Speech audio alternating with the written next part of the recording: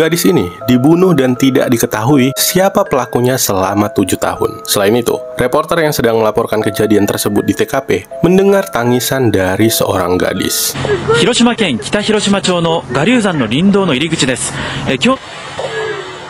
広島県北広島町の我流山の林道の入り口です。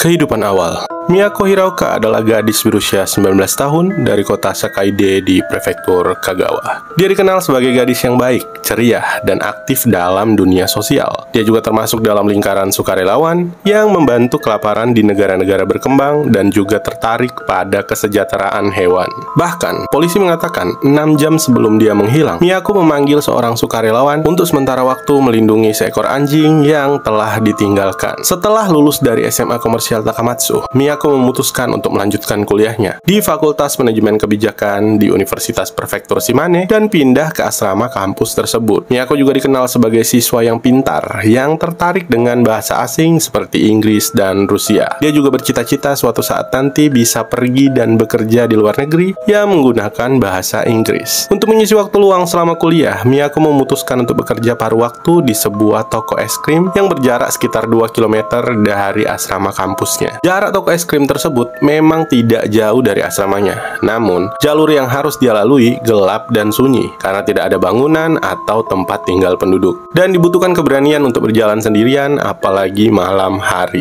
Meskipun awalnya Miyako memiliki teman untuk menemaninya pulang bersama melalui jalur tersebut. Tapi suatu ketika, temannya itu tiba-tiba memutuskan untuk berhenti bekerja dan Miyako kembali harus melalui hari-harinya melewati jalan tersebut sendirian. Hilang. Miyako adalah anak gadis yang sangat dekat dengan orang tuanya. Dia hampir setiap hari mengirim pesan atau menelpon ibunya dan bercerita tentang kesehariannya. Selain itu, karena jalur yang gelap dan sunyi, Miyako pernah mengatakan kepada ibunya tentang niatnya untuk berhenti dari pekerjaannya tersebut. Pada tanggal 27 Oktober 2009, orang tua Miyako menerima telepon dari toko es krim tempat dia bekerja dan bertanya kenapa Miyako tidak masuk kerja serta tidak memberi kabar. Orang tuanya yang kaget, bingung, dan semakin cemas karena sejak malam hari Miyako tidak menghubungi mereka seperti yang dia lakukan sehari-hari sebelumnya. Kemudian, orang tuanya memutuskan untuk menghubungi pihak asrama dan kembali menambah kekhawatiran mereka karena Miyako juga tidak kembali ke asrama sejak tadi malam. Orang tuanya segera melaporkan kehilangan Miyako ke kantor polisi dan dengan cepat polisi memulai pencarian tentang keberadaan Miyako. Penemuan. Seminggu lebih pencarian dilakukan polisi, tampaknya belum juga bisa menemukan keberadaan Miyako. Hingga suatu ketika pada tanggal 6 November 2009, seorang pria yang sedang mencari jamur di Gunung Garyu yang berada di tengah-tengah prefektur Shimane dan Hiroshima dikagetkan dengan penemuan sesosok kepala terputus di sekitar bawah tebing dan segera melaporkannya ke polisi. Wajahnya tidak bisa dikenali karena cedera parah dan pembusukan. Memar dan bekas diinjak-injak juga terlihat pada wajah tersebut. Di sepanjang lehernya tertinggal bekas kuku seperti tanda-tanda pencekikan. Kemudian, polisi menutup area tersebut dan melakukan pencarian menyeluruh di sekitarnya. Selama beberapa hari secara berturut-turut, polisi menemukan tubuh, pergelangan kaki kiri, dan tulang paha di tempat yang berbeda. Selain itu, dadanya juga telah dipotong terpisah dan bagian organ dalamnya telah diangkat. Kemudian sekitar 300 meter dari pintu masuk gunung, polisi juga menemukan kotoran hewan yang berisi jejak kuku korban. Sementara sisa-sisa yang dimutilasi ditemukan di Gunung Garyu, dan polisi percaya korban dibunuh dan dipotong-potong di tempat lain, sementara Gunung Garyu hanyalah tempat pembuangan. Dari penemuan itu, polisi akhirnya mengatakan bahwa hasil analisis DNA-nya membuktikan bahwa korban tersebut adalah Miyako Hiraoka. Penyelidikan. Kasus mengerikan itu mengguncang seluruh masyarakat dengan ketakutan yang mengintai dan menghantui publik karena pembunuhnya masih buron. Untuk menghindari bertambahnya korban dan berharap menemukan pelakunya, polisi membuat sayembara dengan hadiah 3 juta yen kepada siapa saja yang bisa memberikan informasi tentang pelaku. Meskipun banyak informasi yang datang ke polisi, tidak ada satupun yang bisa dijadikan petunjuk, dan sepertinya kebanyakan dari informasi tersebut hanya informasi palsu dari mereka yang hanya mengharapkan uang imbalan.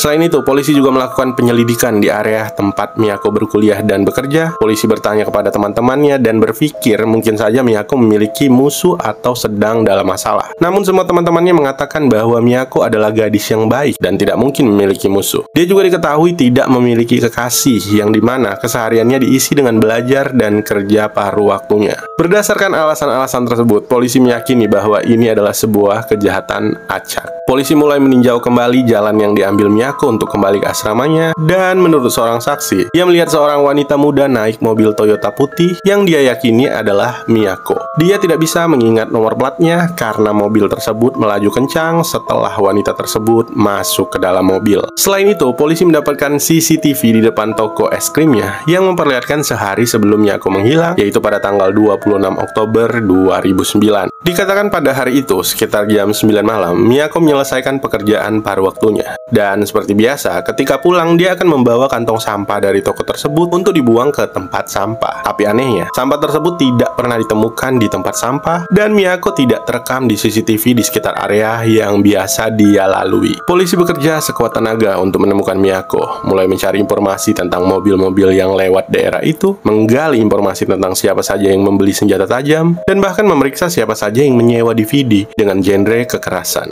Miyako. Sekitar 350 teman dekat dan keluarga Miyako menghadiri pemakamannya. Pada kebaktian yang diadakan di Prefektur Kagawa, di depan altar yang dihiasi dengan foto wajah Miyako dan 1000 origami bangau, ayahnya berkata, "Saya tidak pernah berpikir dia akan pergi sebelum kita. Silakan hidup dan berbahagialah demi putriku juga." Isak tangis terdengar di sekitar ruangan dengan sekitar 60 orang teman sekelasnya yang datang untuk memberi penghormatan. Pada saat yang sama, persembahan bunga juga diadakan di universitas di kota Hamada Shimane yang dihadiri oleh lebih dari 100 orang. Selain itu, kasus ini telah menarik perhatian luas karena pembunuhannya yang mengerikan, sehingga membuat orang-orang menjadi paranoid karena si pelaku masih belum ditemukan. Polisi mengeluarkan peringatan kepada para mahasiswa di Universitas Shimane dan merubah jam malam kampus dari jam 12 malam menjadi jam 10 malam. Dewan Kota juga menekan pemerintah untuk memasang lebih banyak lampu jalan dan CCTV, serta mengerahkan lebih banyak patroli di malam hari untuk menenangkan penduduk. Kasus ini juga semakin menjadi seram karena selama reporter yang memberitakan kejadian dari TKP secara tidak sengaja merekam suara dari seorang wanita yang sedang menangis. Suara tersebut sayup-sayup terdengar seperti mengatakan, "Ini sangat menyakitkan. Kenapa aku?" Kemudian pada tanggal 20 Januari 2010, polisi memberikan penghormatan kepada Miyako dan bersumpah untuk membawa keadilan baginya dan keluarganya. Tapi, meskipun sebanyak 310.000 polisi telah dikerahkan dalam pencarian itu, kasus ini belum terpecahkan hingga 7 tahun ke depan pada saat itu. Yoshiharu Yano. Pada tahun 2016, polisi yang sedang memeriksa daftar pelanggar seksual menemukan satu calon tersangka bernama Yoshiharu Yano. Dia adalah seorang pria yang lahir dan besar di Yamaguchi, Shimonoseki. Ayahnya memiliki toko beras dan ibunya menyediakan layanan laundry dan juga memiliki seorang adik laki-laki. Ketika SMA, dia pindah ke Kitakyushu untuk mempelajari kursus prakuliah. Orang tuanya sangat bangga kepadanya karena dia telah melakukan pendidikannya dengan baik dan diyakini memiliki masa depan yang cerah. Namun suatu ketika, tanpa alasan, dia keluar dari universitasnya dan kembali ke kampung halamannya. Kemudian pada tahun 2004, dia dijatuhi hukuman penjara selama 3 tahun 6 bulan karena menguntit dan melukai seorang wanita di Tokyo dan dibebaskan pada bulan Mei 2009. Setelah kembali ke kampung halamannya, dia menemukan pekerjaan di sebuah perusahaan panel surya sebagai eksekutif penjualan.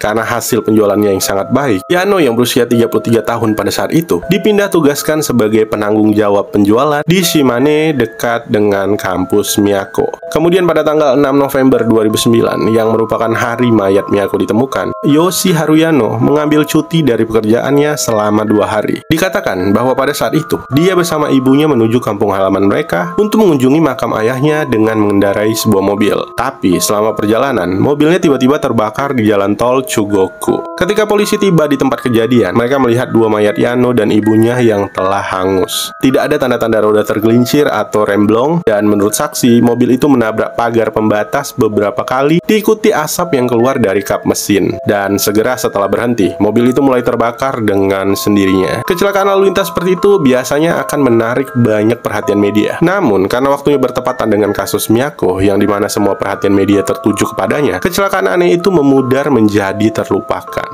Case close. 7 tahun setelah kejadian Miyako, polisi memiliki temuan yang mengejutkan bahwa mobil Yano sempat terlihat di Gunung Garyu pada tanggal 26 Oktober 2009. Polisi dengan cepat menuju rumah Yano untuk melakukan penggeledahan dan menyita sebuah kamera serta flash disk dari kamar Yano. Kemudian polisi mencoba memulihkan data pada kamera dan menemukan 57 foto dengan Miyako yang sedang diikat di bak kamar mandi. Foto-foto lain juga menunjukkan kekerasan terhadap Miyako dengan kaki Yano yang terlihat di beberapa foto. Dan dari 57 foto, sekitar 40 foto yang dianggap sangat mengerikan tidak dipublikasikan kepada media. Pada tanggal 20 Desember 2016, polisi mengumumkan kasus ini akan diselesaikan dan ditutup secara resmi. Ada cukup bukti yang mengkonfirmasi bahwa Yano adalah pembunuh Miyako. Dan pada bulan Januari 2017, jaksa penuntut setempat mengumumkan bahwa mereka tidak akan mengajukan tuntutan terhadap Yano atas pembunuhan, mutilasi mayat, dan pengabaian karena dia juga telah meninggal. Insiden Miyako juga akhirnya memiliki ending yang sangat dibutuhkan bagi keluarga yang berduka. Banyak orang yang berpikir bahwa Yano sengaja bunuh diri karena merasa bersalah telah melakukan kejahatan. Namun, banyak juga yang percaya bahwa roh Miyako lah yang telah membalasnya. Selain itu juga ada yang menganggap bahwa Yano adalah korban tuduhan palsu untuk menutupi ketidakmampuan polisi dalam menangani kasus tersebut.